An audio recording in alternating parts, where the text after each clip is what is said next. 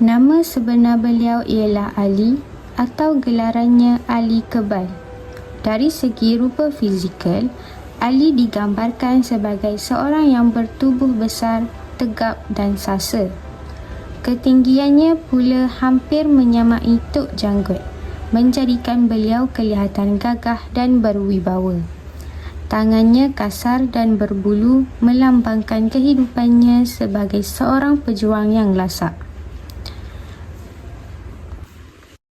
Ali mendapatkan didikan ilmu persilatan daripada beberapa guru hebat, antaranya Pendekar Munas iaitu ayah kepada Tok Janggut, serta Pendekar Manan dari Minangkabau. Beliau turut menimba ilmu bersama rakan-rakan seperjuangan seperti Mat Hassan dan Awang Teleng.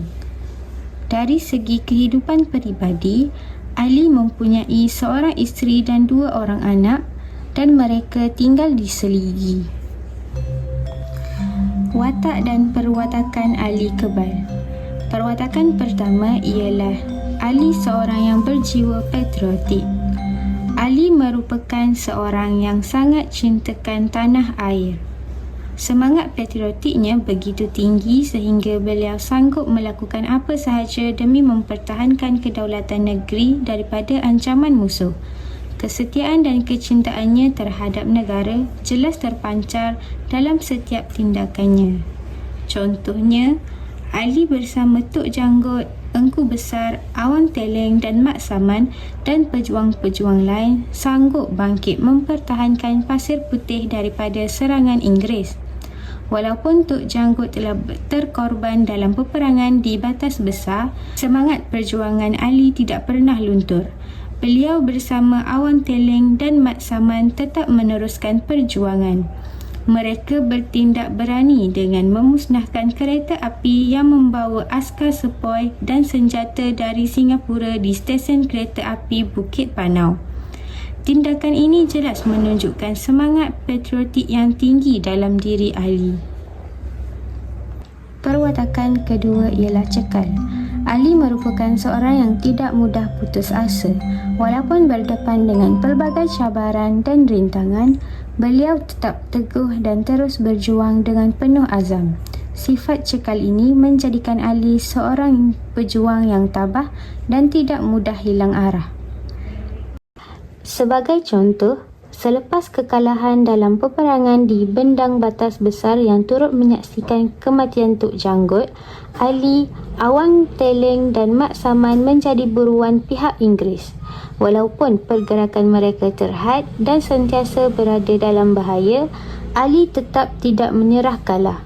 Beliau bersama rakan-rakannya meneruskan perjuangan demi membebaskan Kelantan daripada belenggu penjajahan Inggeris. Malah, Ali bersama Awang Teleng dan Saleh telah merancang untuk membakar rumah pasung di Pasir Putih walaupun akhirnya Saleh terkorban. Ini membuktikan ketabahan dan kecekalan Ali dalam meneruskan perjuangan. Perwatakan yang ketiga ialah bersemangat wajar. Ali digambarkan sebagai seorang yang berani, kental dan tidak mudah mengalah. Beliau sanggup menghadapi risiko demi mencapai matlamat perjuangannya. Kekuatan dalaman yang dimilikinya menjadikan Ali seorang pejuang yang tidak mudah goyah walaupun diuji berkali-kali. Contohnya, keberanian Ali dapat dilihat apabila beliau bersama Awang Teleng dan Mat Saman menyerang hendap tentera sepoi yang sedang membuat rondaan di Kampung Jeram.